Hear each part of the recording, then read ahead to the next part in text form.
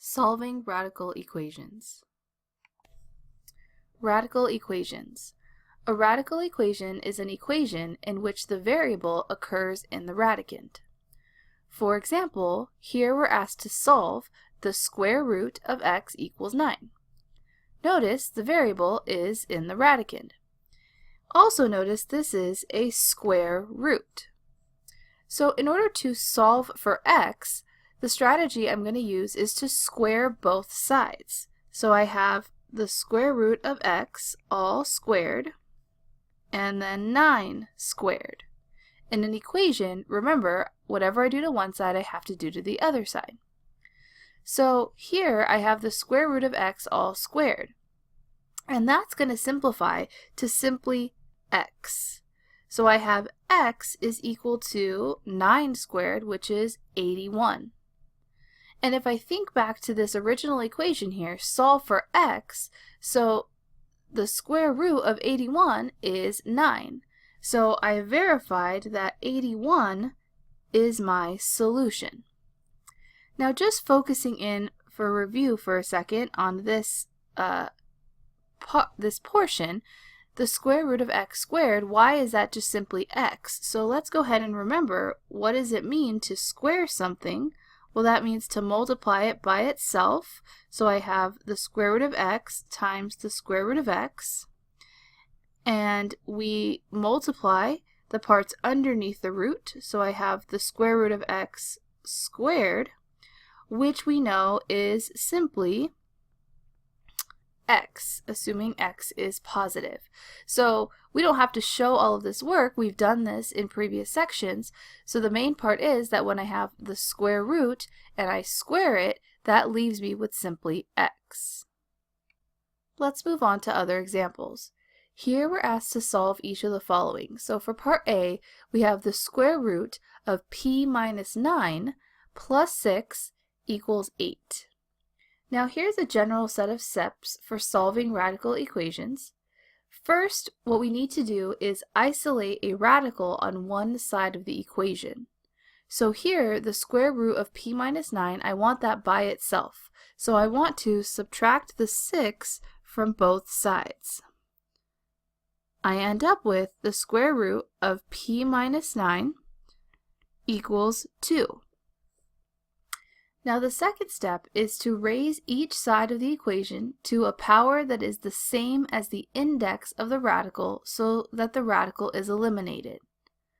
Well, the radical that we have is a square root, so that's the index of the radical 2. So we have to raise both sides to the second power. So we're going to have this whole left side squared and the right side squared. And what's going to happen is we're going to go ahead and recognize the square root and the squared cancel out. So all we have left is p minus 9 underneath in the radicand, and now I have equals 4.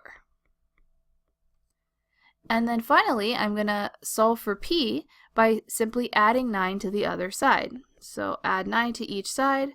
I end up with p equals 13. So we combined our like terms on each side of the equation. If the equation still contained a radical, we would repeat, but we didn't have any radicals left. The square root and squaring canceled it. We solved the resulting equation, p equals 13, but now we do have to check the proposed solutions in the original equation and discard any extraneous solutions. So remember, an extraneous solution is a value that satisfies one of the new equations but doesn't satisfy the original. So we have to take 13 and substitute it back into the original and see what happens. So we're going to check the square root of 13 minus 9 plus 6. Does that equal, question mark, 8? Well, this would be the square root of 4 plus 6, does that equal 8? The square root of 4 is 2, so I have 2 plus 6 equals 8? Absolutely. So that means that 13 is a solution. In this next example, we'll solve c equals the square root of c squared plus c plus 9. I do have a radical all by itself on one side of the equal sign. So now I move on to squaring both sides. Since this is a square root, in order to eliminate the square root, I'll have to square both sides. So now on the left side, I have c squared equals, on the right-hand side, all I have left is the radicand. So I have c squared plus c plus 9. So the square root and the squared cancel out. From here, I solve the remaining equation, so I'm going to go ahead and subtract c squared from both sides, and that means I'm going to end up with 0 equals c plus 9. And if I subtract 9 from both sides, I end up with c is equal to -9 as a possible solution, but I have to go back and check in the original equation. If I go ahead and check, I have the original equation, -9 equals the square root of -9 squared plus -9 plus 9. So is this equal? So -9 equals the square root of, here we'd have 81 minus 9 plus 9. So I'd have -9 equals the square root of 81, which is +9. So +9 does not equal -9. And here, in fact, I didn't even have to show all this work on the right-hand side. It didn't really matter what the radicand simplified to. When I take the square root of something, by definition, it has to be the positive root. So there was no way this could equal a negative number. So that's something that we want to keep an eye out, that would never work. So here, our check could have really ended at this first step to recognize it's not possible for a radical, a square root, an even root, to equal a negative. So that means this is not a solution, so there is no solution to this radical equation. So we could either write no solution or the empty set. In example C, we want to solve the square root of 7n plus 1 minus 4, the square root of n minus 5. So here we have to get one of these square root pieces by itself in order to square both sides. So one of the common mistakes that students do is automatically, so I'll show it, but this is not correct, they automatically just square both sides and then they like square each piece. I'm not allowed to do that. I can't distribute this and square each part. So what I have to do instead is I have to add this 4 square root of n minus 5 to both sides. So I end up with, on the left, the square root of 7n plus 1. On the right, 4, the square root of n minus 5. Well, now, this is a square root, so I can square both sides. So here I will square each side, the whole entire thing. On the left side, we're going to get just the radicand, 7n plus 1. Remember, the square root symbol and the squared power cancel out. Here, though, I had this 4 in front. So 4 gets squared, as well as the square root of n minus 5 gets squared. So when 4 gets squared, I end up with 16. And I have to keep this next part in parentheses because it's a binomial. When I take the square root squared here, I'm just going to get the radicand n minus 5. So now I don't have any more radicals involved. I solve from here, so I'll distribute in the 16. So I have 16n minus 80, and then equals 7n plus 1. So if I collect like terms on each side, if I subtract the 7n, I'll get 9n. And if I add the 80 to the other side, I'll get 81. And if I divide both sides by 9, I'll get n equals 9. So skipping over some of that, solving a linear equation, so subtract the 7n, add the 81, and then we divide by 9, we get n equals 9 as a potential solution, but remember on all of these we do have to check. So we end up with a check of the original equation substituting in 9. So 7 times 9 plus 1 minus the square root, oops, with the 4 in front, of 9 minus 5. Does that equal 0?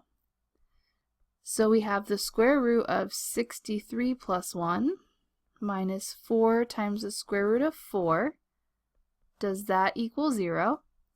So this is the square root of 64 minus 4 times the square root of 4. If we evaluate each square root, the square root of 64 is 8, minus 4 times the square root of 4 is 2. So we do end up with 8 minus 8, and that does equal 0. So that means that our proposed solution of 9 is an actual solution. In example D, we're going to solve a cube root equation. So the cube root of 4x minus the cube root of x plus 2 equals 0. Now the strategy stays the same in that I have to get a root by itself. So the cube root of 4x I'll get by itself if I add the cube root of x plus 2 to the other side. So I'll have the cube root of 4x equals the cube root of x plus 2.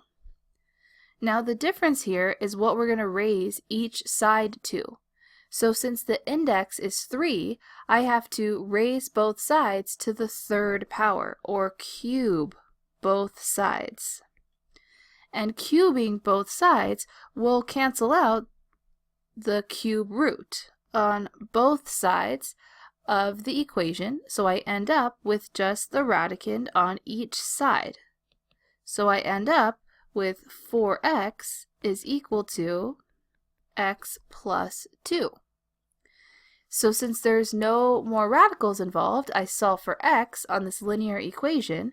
If I subtract x, I get 3x equals 2. And then if I divide both sides by 3, I get x equals 2/3 as a potential solution, because I do still have to check whether or not this works. So for our check, we have the cube root of 4 times 2/3 minus the cube root of 2/3 plus 2. Does that equal 0? So here, underneath this cube root, I have 4 times 2/3, or 4 over 1 times 2/3.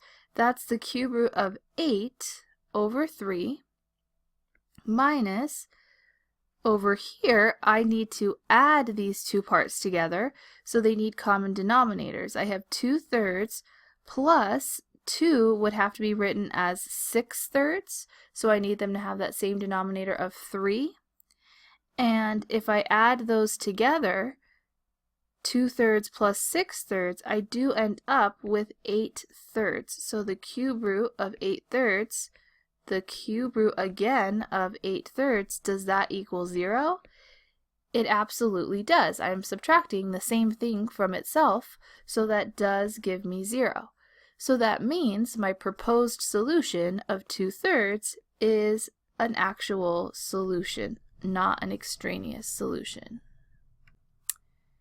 In this example, we're going to solve the square root of 3x minus 11 plus 5 equals x. So remember, we need a square root by itself before we square both sides. So the first step is going to be subtracting over the 5. So I cannot just square each part automatically. People do that all the time. I'm not allowed to do that. I need to get one square root piece by itself. So I have the square root of 3x minus 11 equals x minus 5. Now I can go ahead and square both sides. So when I square both sides here, I'm going to end up with the 3x minus 11, the radicand on the left-hand side,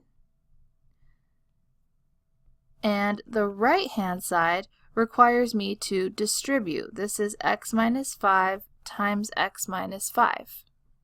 So I have x squared minus outer and inner is minus 10x plus 25.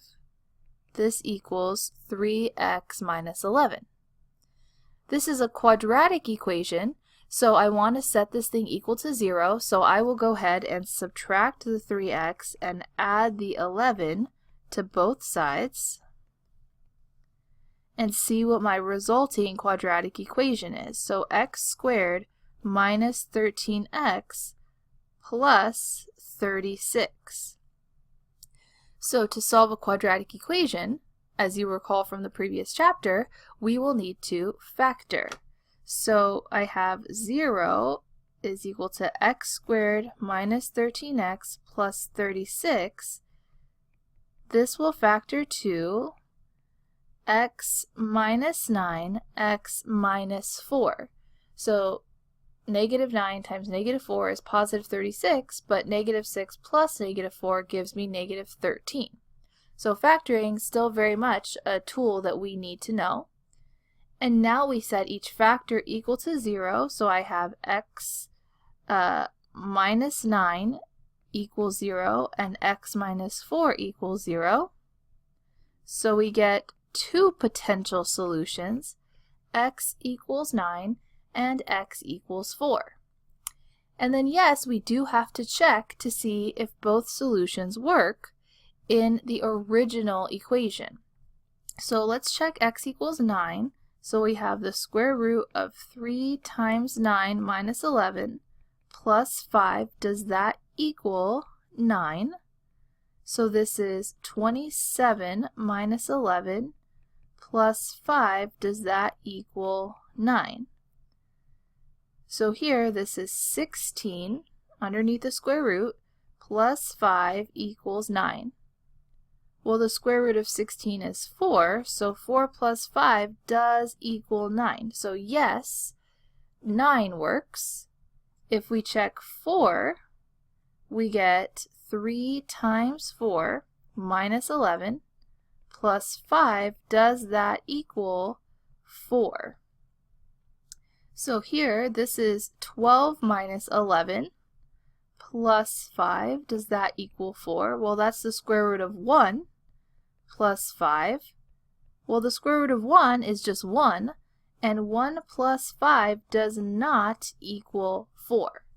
So that means that 4 is not a solution. So the only solution I have is positive 9. And it could have been the case where more than one answer works, or neither answer works, so we do have to check all potential solutions for extraneous solutions.